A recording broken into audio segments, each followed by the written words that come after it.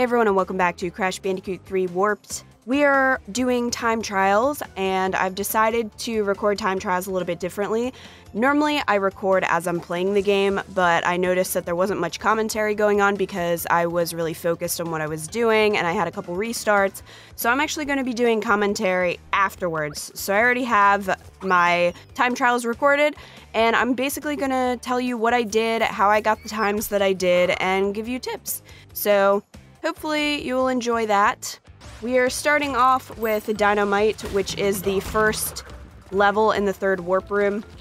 You really need to watch these guys because they can spin you back, and if you try to spin them and they spin you back, it really kind of throws you off course. Also be very wary of lava pits because you might think that you've jumped over it, but the edges can get you.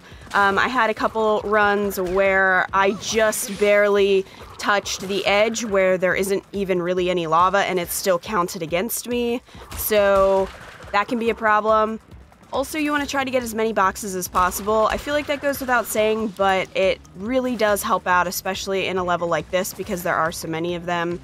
I am ignoring the dinosaur egg here. I don't know if getting the dinosaur would be faster or not, but I found that for me, it was easier to just run. I am using the running shoes or the speedy shoes. I don't think you could get the gold without using them. At least I probably couldn't. Here, I really had to take my time with the nitros because if you go too fast, you will hit them and then just completely ruin your run. So then you just gotta run from the dinosaur. The best thing to do is to try to memorize the route where the obstacles are so that you can still use the speed shoes, because if you don't know where everything is and you're using the speed shoes, it's really hard to see what's coming up. So it would be really easy for you to hit obstacles, which is not good. So the dinosaur will hit a lot of the time boxes for you, so I don't really get too worried about them. I just focus on running and getting ahead.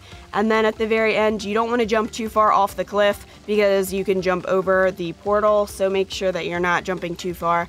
I already got the gold relic for this. I improved my time a little bit in this run, as you can see.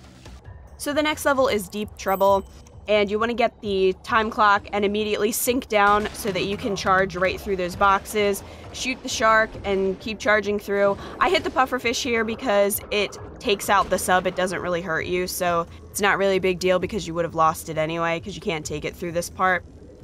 So then we're going to spin down here. Watch out for the eel over to the left. I used the spin pretty much the entire time. I found that it was much faster to use it after a couple runs of not using it and just using the kick, so I found this to be really helpful. Stay to the left here first, then go down to the right and grab that time crate, and then come out here. Watch out for the sharks. I use the Aku Aku to just damage boost through those whirlpools because you can't really wait for them, you just don't have the time. Make sure you go up in this section because if you go to the right, if you remember, that's where we got the red gem. So you don't want to go that way, you want to just go straight up. And we're going to grab the sub again and just try to charge as much as possible. Be careful because you can get stuck, which I have done and has cost me runs before, so be mindful of that. I don't really mind these nitros, can damage boost through them since I had the Aku Aku, and just keep spinning, and boom, gold relic. Alright, so this is the third level in this warp room, high time. I'm going to shoot the clock right here and quickly make my way up. The rug is at its lowest point there, which is ideally what you want because otherwise you're going to have to wait for it to drop, and that wastes a lot of time, so try to time that accordingly. I'm going to slide this guy because if you spin him and then you can get stuck trying to get him to actually spin off the screen. Watch the scorpions here. Sometimes it looks like you're going to hit them, but you're off a little bit and you can waste time spinning, which is kind of annoying. So I'm going to slide here, jump up here. You don't need to wait for that rug to go up the whole way. You can just slide jump. Slide jumping will save your life in a lot of these time trials. So this part, all very much about timing. I messed this run up several times just by being a little bit off. You really want to get the Aku Aku if you're going for gold or better. It will help you tremendously. The only time that I was able to get even remotely close to the gold time was to get the Aku Aku. So if you lose one of your masks, I would just restart. Getting the Aku Aku really helped me optimize the run and get a better time. Alright, so now we're on to Road Crash. Somebody in the comments gave me a nice tip where you wait until the NPCs are kind of way far ahead, and then you go, because then the NPCs are not in your way, and I think that's a really great trick. You don't want to wait too long, though, because they can actually start lapping, so they might come back around if you wait too long, so you just do what you can. At least for me, it helps me out. You don't have to do this, but if you're having trouble, this might help you out.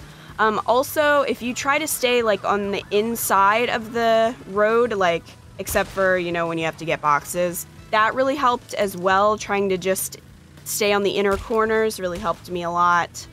This one took a couple tries just because it is fairly challenging trying to control the motorcycle and hit the boosts and get the time crates at the same time. So just keep trying. If you're having trouble, eventually you'll get it.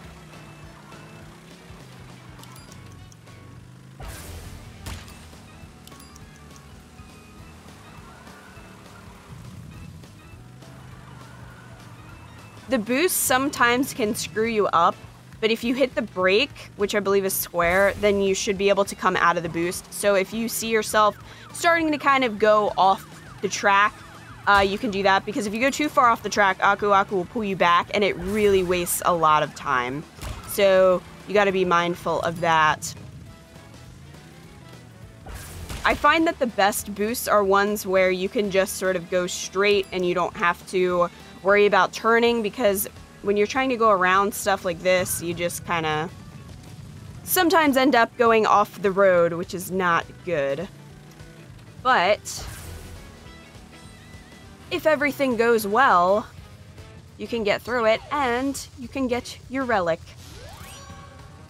Alright, so now we're on to Doubleheader, which is the last level in this warp room.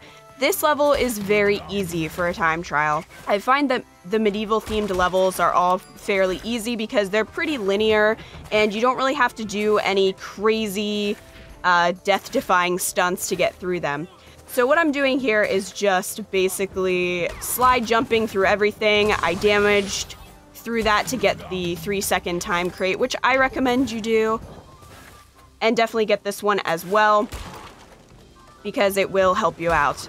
So you can go along the side of the wall there, which is what I was doing, which can help you avoid enemies, which is pretty useful. We're just gonna avoid this wizard here, get these time crates. Really try to get as many time crates as you can. They really do make a big difference, especially when you're looking at your time at the end and you're like, wow, I missed that by 1 second. You know what I mean? So it really is worth it. So here I am just sliding around, slightly off the stage there.